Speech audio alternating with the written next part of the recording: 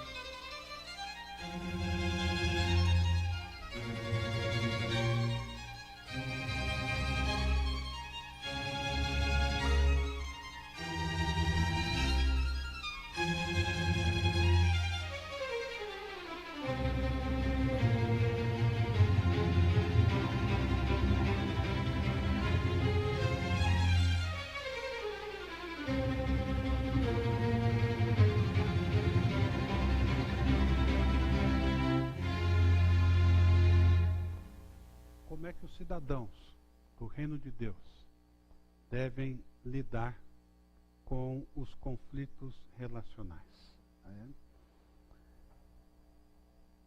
Um assunto tão delicado que tem um vaso quebrado, tentando ser recuperado. E uma das metáforas da Bíblia para os cristãos se encontra lá em 2 aos Coríntios, capítulo 4, onde Paulo nos chama de vasos de barro.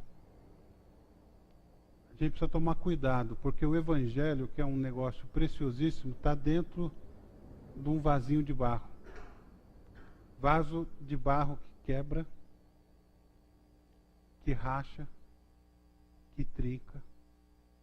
Então, talvez o ideal fosse todos nós termos nos nossos pescoços uma plaquinha pendurada, frágil. Manuseie com muito cuidado. Veja lá como é que você vai se relacionar comigo. Porque nós somos seres humanos e seres humanos são gente complicadíssima de lidar. E eu diria mais, eu diria que o contexto em que nós nos encontramos no século XXI, num país como o nosso, eu acho que tem sido cada vez mais difícil nós nos relacionarmos. Nós temos visto em algumas notícias de que o Brasil tem sido um país mais pobre. E duas ou três notícias me chamaram muito a atenção nessa semana. A gente aprende lá no Servo de Cristo, no seminário, que a gente tem que ter a Bíblia numa mão e o jornal na outra, para a gente poder estar tentando conciliar as duas coisas e, quando trazer uma mensagem, fazê-lo de forma relevante, de forma que a gente não fique falando de uma realidade que era a realidade há 2000 anos atrás e hoje não tem nada a ver com a gente. Uma dessas notícias que me chocou é que 88% dos bacharéis em direito, bacharéis ou bacharéis? Olha a aula de português. Bacharéis em direito, que fizeram a prova da OAB foram reprovados. Houve faculdade que não aprovou um aluno sequer nesse exame da OAB.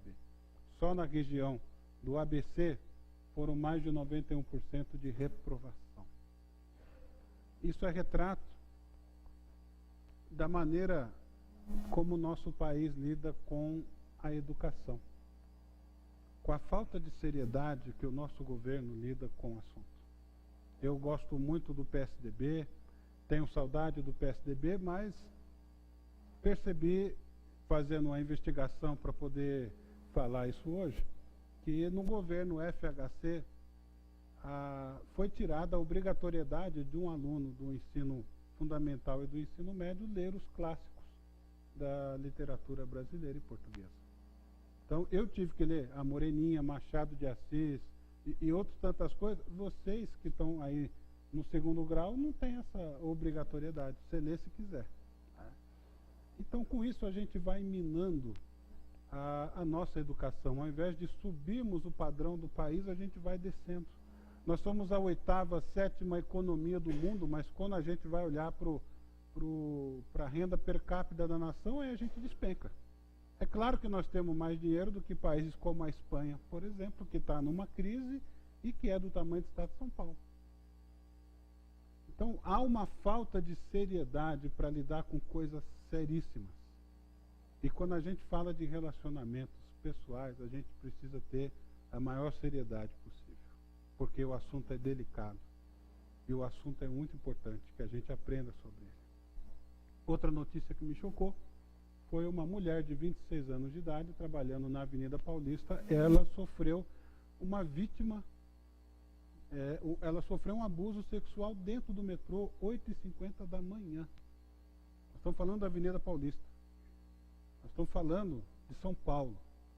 Nós estamos falando da cidade supostamente mais cultural desse país, aonde esse tipo de coisa não deveria acontecer em lugar nenhum, muito menos na Avenida Paulista. E isso está acontecendo à luz do dia. Imagine você com 26 anos de idade, ou você saber que alguém da sua família foi abusado sexualmente no metrô. E finalmente, mais uma mãe, ou mais uma genitora, melhor dizendo, que não é mãe, joga uma criança recém-nascida no lixo, embalada num saco plástico, e essa moça com o cachorrinho foi quem achou. Foi o cachorrinho dela que encontrou. Ia fazer xixi no saco, o saco mexeu, ele assustou, tinha uma criança lá dentro que era recém-nascida. Toda semana nós estamos tendo uma notícia dessa. A gente não pode ficar conformado a achar que é assim mesmo, gente. Assim como nós não podemos olhar para conflitos relacionais, e a nossa comunidade precisa aprender muito sobre isso.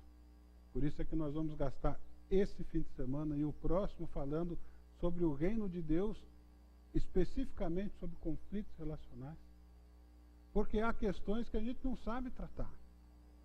Então, o que é que Jesus diz para que a gente possa viver bem com as pessoas? Como é que eu lido com meus conflitos relacionais? E acho que muitas vezes esse conflito relacional que a gente vive está em várias esferas. Por exemplo, essa gravura do Quino, né? Está escrito aí, fecha a porta antes de entrar, ou seja, o chefe não quer papo com você. Você não vai entrar para pedir aumento. Você tem liberdade para conversar com o seu chefe? Nós vivemos épocas de famílias trincadas, de pais que não falam com os filhos, de filhos que não falam com os pais, gente que carrega amarguras de anos e anos e anos, e os relacionamentos estão truncados, estão trincados. Vivemos um tempo de ambiente de trabalho nocivo, onde um está querendo puxar o tapete do outro, onde você tem que ferir as barreiras da ética muitas vezes para manter o seu emprego. E aí você fica num dilema, bom, eu sigo a Jesus agora ou eu sigo o meu reino? Porque o meu reino está dizendo, obedeça o que o seu chefe está falando e não para pensar muito se é certo ou se é errado, porque senão você vai pedir a conta. Assim como não é certo você ser pago para trabalhar 8 horas por dia e trabalhar 13, 14, 16 horas por dia. Conheci uma moça que trabalha 16 horas por dia. Quando ela vai para casa, o celular toca da empresa. Nunca ouvimos falar tanto de bullying, o bullying, né? Na escola, no trabalho, no metrô. O que acontece com o ser humano do século XXI que não sabe dar valor à vida humana, não sabe dar valor à educação, que pega, por exemplo, um veículo como a internet e manda um e-mail detonando as pessoas. Gente no mundo inteiro está lendo aquilo e a pessoa é incapaz de mandar um e-mail para outra pessoa ou de conversar pessoalmente. há princípios que, embora eles tenham sido ditos por Jesus há mais de 2000 anos, eles continuam valendo hoje para quem quer seguir Jesus. Então, hoje, nós vamos falar especificamente para cristãos. Se você não é cristão, você me desculpe, você é bem-vindo a ficar e a ouvir. Mas eu não espero de você, não cristão, que você entenda, eu até espero que você entenda, mas que você acate literalmente o que nós vamos dizer. Mas se você é um cristão, eu vou abrir a Bíblia e vou mostrar para você como é que Jesus manda a gente lidar com os nossos relacionamentos, para que igrejas, por exemplo, não fiquem divididas. Para que a gente saiba tratar com cordialidade, com gentileza, com amor o nosso irmão, a nossa irmã, e saibamos resolver os nossos conflitos relacionais. Você vê que conflitos relacionais é uma realidade bíblica. Você pega o salmista no Salmo 129:3, ele está dizendo assim: passaram o arado em minhas costas e fizeram longos sulcos. Uma das metáforas mais fortes que eu conheço na Bíblia, por alguém que se disse machucado por outra pessoa. É óbvio que ele não está sendo literal, senão ele não estaria escrevendo isso, ele teria morrido. E aí você tem a foto de um escravo, legítima, encontrada na Wikipédia, sobre alguém que levou tantos açoites que as costas ficaram assim. O assunto é tão delicado que nós ficamos assim. Nossa alma fica marcada assim, se a gente não sabe lidar direito com esse negócio de relacionamentos. E às vezes Deus manda uma luz na natureza para a gente aprender com ela. Há um conto sobre a sabedoria dos porcos espinhos, eu acho que é pertinente a gente colocar isso agora. Diz assim que durante a era glacial muitos animais morriam por causa do frio. E os porcos espinhos, percebendo esta situação, resolveram se juntar em grupos. Assim se agasalhavam e se protegiam mutuamente. Você conseguiu imaginar a dificuldade disso acontecer? Uma porção de porco-espinho grudado um no outro? O que vai dar? Mas os espinhos de cada um feriam os companheiros mais próximos, justamente os que forneciam calor. E por isso, tornavam-se a afastar uns dos outros. Qual o resultado? Voltaram a morrer congelados e precisavam fazer uma escolha. Ou desapareciam da face da terra, ou aceitavam os espinhos do semelhante. Com sabedoria decidiram voltar e ficar juntos. Aprenderam assim a conviver com as pequenas feridas que uma relação muito próxima podia causar, já que o mais importante era o calor do outro. Mas eles sobreviveram. O melhor relacionamento não é aquele que une pessoas perfeitas, mas aquele onde cada um aceita os defeitos do outro e consegue pedir perdão pelos próprios defeitos. Dê uma olhada ao seu redor. Dê uma olhadinha para quem está sentado perto, para quem está sentado longe. Veja quantos porcos espinhos você está enxergando. Parafraseando o Eugene Peterson, eu diria assim que a igreja é uma comunidade de porcos espinhos pastoreada pelo maior deles, né? Ou pelo mais espinhoso deles, talvez. A sabedoria está na gente não ficar longe demais para não esfriar, não morrer, porque nós precisamos do calor uns dos outros. E ao mesmo tempo gerenciar as feridas que a proximidade do contato vai causar. É óbvio que uma ferida machucada por alguém que é próximo de mim, que eu conheço há tantos anos, que é meu amigo, vai machucar muito mais do que a fechada de alguém que eu não conheço no trânsito. Queria também mostrar essa frase, antes da gente entrar no texto bíblico, dizendo que devemos aprender a viver juntos, como irmãos, ou perecer juntos, como todos. Quem disse isso? Dr. Martin Luther King. falando de um contexto onde a convivência era complicadíssima, onde brancos e negros não conseguiam conviver pacificamente, onde um negro não tinha o direito de usar o banheiro de um branco, nem usar o mesmo ponto de ônibus, tinha que ficar sentado ali, uma discriminação enorme. Significado da palavra perdão na Bíblia. Há duas palavras para perdão no grego. Uma delas é essa phime, que quer dizer lançar, soltar, pôr em liberdade, despedir livre, deixar passar, desistir, abandonar algo, quitar, deixar ir embora. Tudo isso pode ser traduzido como perdão. E um dos textos na Bíblia que nós vamos encontrar Jesus falando acerca disso é o capítulo 18 de Mateus. E o capítulo 18 de Mateus, a gente não pode ler um pedacinho dele tirado do contexto. A gente precisa entender tudo o que está acontecendo. Para você entender a cena do capítulo, no finalzinho do 17, Pedro está entrando em casa, tem um papo aí sobre imposto, estão cobrando de Pedro, aí Pedro vai falar, olha, vai lá no rio, pega um peixinho, ele vai estar engasgado com uma moeda, você paga o meu e o seu imposto, resolve o problema. Então, quando Pedro entra em casa, em Cafarnaum, quer dizer, supostamente a casa de Pedro, Jesus e os discípulos estão lá. E aí ele começa a fala o capítulo 18 inteirinho, perdão. Então a gente vai observar um texto dentro desse capítulo, a gente precisa entender o contexto dele. E o texto acaba lá no 19:1, que Jesus acaba de dizer essas coisas e vai para a Galileia. Ele sai da Galileia e vai para a região da Judéia. Então tudo que foi dito ali é como se fosse um mini sermão do monte. É um dos chamados 5 discursos de Jesus que ele tem no livro de Mateus. E o assunto desse capítulo é muito interessante. Primeiro, ele começa a dizer quem é o maior no reino dos céus, porque os discípulos estão preocupados com poder, quer saber quem é que vai mandar lá em cima, quer saber qual é o ministério que cada um vai ter. Ministério da adoração, ministério da tesouraria, eles querem mandar. E Jesus vai dizer, olha, se vocês não se tornarem como essas crianças, pegam uma criança e põem no meio deles, vocês não vão entrar no reino dos céus.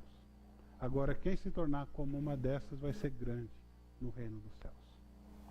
Em seguida ele vai dizer, olha, ai de alguém que escandalizar um desses pequeninos. Era melhor amarrar uma pedra e jogar uma pedra de moinho e lançar no mar. Amarrar no pescoço e lançar no mar. Depois ele conta a parábola da ovelha perdida. Daquela parábola conhecida que o pastor tinha 100 ovelhas, uma soma, ele larga as 99 e vai atrás daquela que se perdeu. Aí o texto fala como tratar a ofensa de um irmão. Está tudo interligado. Aí em seguida você tem, para completar, a parábola do servo impiedoso. O rei perdoa o servo de uma dívida impagável. Ele devia muita prata para o rei, mas ele é perdoado pelo rei. E ele encontra alguém que estava devendo uma misériazinha para ele não tem misericórdia, ele lança esse cara na cadeia para que esse cara pague a dívida. O rei fica sabendo e lança ele na dívida, para que ele pague aquilo. Lança na cadeia. Qual é a moral, qual é o sentido, qual é o assunto de todo esse capítulo? Uma alma não tem preço. É o capítulo Mastercard da Bíblia. Né? Não tem preço. É tão importante. Um dos pequeninos, e Jesus fala, ai de alguém que fizer um dos meus pequeninos tropeçar. Uma ovelha é tão importante que o pastor vai atrás dela. Um irmão é tão importante que você precisa fazer o que tiver ao seu alcance para restaurar a vida desse irmão, para resolver o seu conflito com ele. E é esse o texto que a gente vai lidar. E aí depois Pedro pergunta, então quantas vezes eu tenho que perdoar? 7? Achando que estava bem pra caramba na fita, porque o judeu achava que 3 era o limite por dia. Aí Jesus fala, não são 7, Pedro, são 70 vezes 7. Ou seja, perdoe sem limites, ilimitadamente. Não fique contando quantas vezes você perdoou, porque Deus te perdoa. E ele conta a parábola do rei e do servo incompassível. Mateus 18. Esses 2 versículos é o que eu gostaria de falar hoje com vocês. Na semana que vem nós vamos continuar esse assunto. Diz aí o texto: se o seu irmão pecar contra você, vá e a sós com ele, mostre-lhe o erro. Se ele o ouvir, você ganhou seu irmão. Mas se ele não ouvir, leve consigo mais 1 ou 2 outros, de modo que qualquer acusação seja confirmada pelo depoimento de 2 ou 3 testemunhas. E está entre aspas aí, aspas simples, porque é uma citação de Deuteronômio, para que a verdade se estabeleça. Então veja, o que está acontecendo aqui é muito sério. E ainda há um outro passo que não está aqui no texto, que é, olha, se ele ainda não te ouvir, então você dize-o à igreja. E se ele ainda não te ouvir, então você vai considerá-lo como um publicano, um pecador, alguém de fora da igreja que precisa do amor de Deus e vai ter que aprender tudo de novo. Então eu quis mostrar o contexto primeiro para você não pensar que esse é o texto que Jesus ensina como tirar alguém da igreja. Não é. Embora esses passos precisam ser seguidos. E pode ser que acabe com a exclusão de alguém da igreja. Como na outra igreja em que eu era pastor, infelizmente, aconteceu isso. Nós tentamos demover essa pessoa, convencê-la do pecado, ela admitiu o pecado, mas não queria largar do pecado que ela estava cometendo. E fizemos várias etapas na tentativa de que ela mudasse de atitude. Ela não mudou de atitude, nós precisamos chegar até o fim. Infelizmente, eu como pastor já precisei fazer isso com outros pastores, né? Junto com outros pastores com relação a essa pessoa. Agora, se o texto não pode ser simplesmente entendido como tirar alguém da igreja, quando você olha o texto dentro do contexto dele, o que é que você enxerga?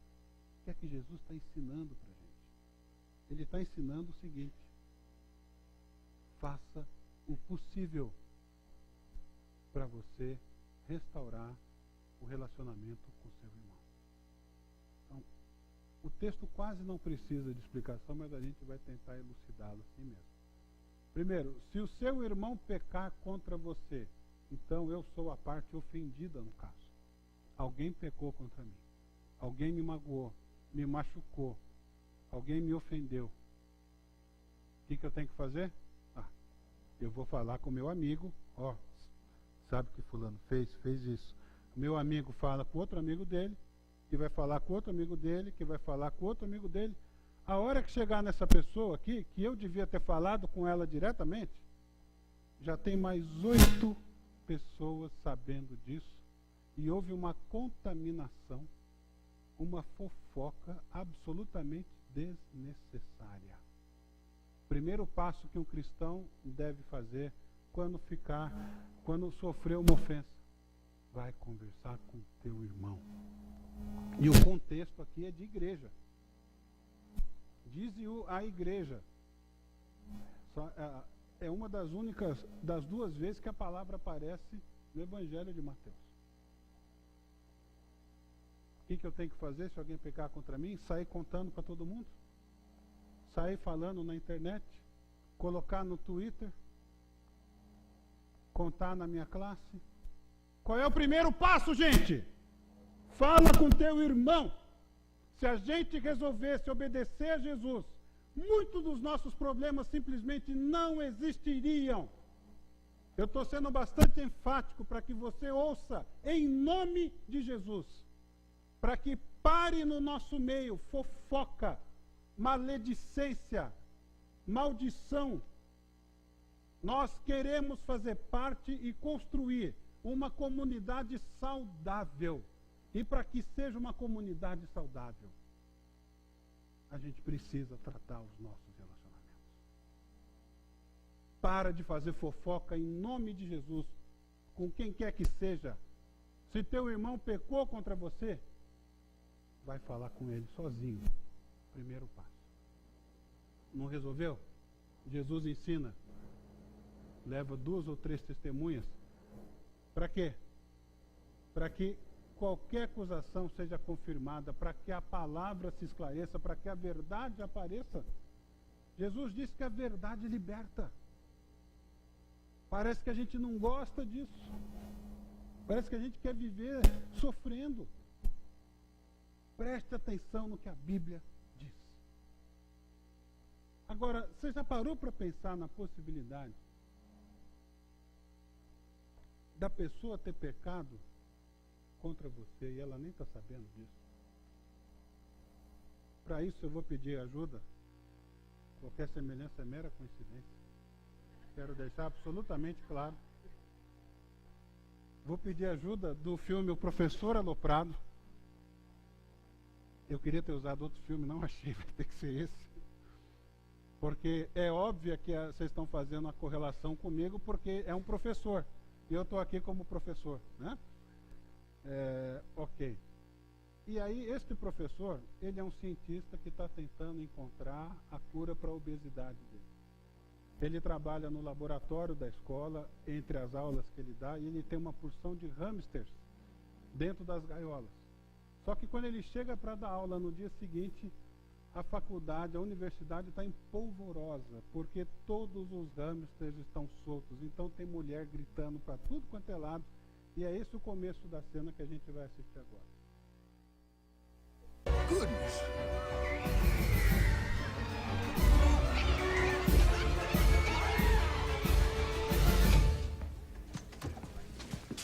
Professor Clump, the cages, what happened? That is the most peculiar thing, Jason, because I distinctly remember locking up last night. I locked these cages, and I picked up my portfolio and turned around to the left.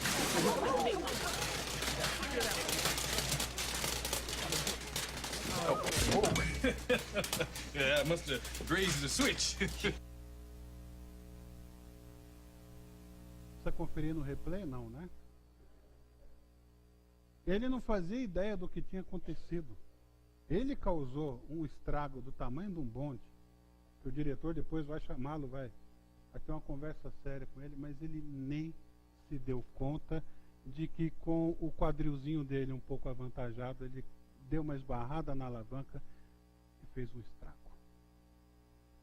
Quem dirige em São Paulo? Levanta a mãozinha. Quem dirige carro?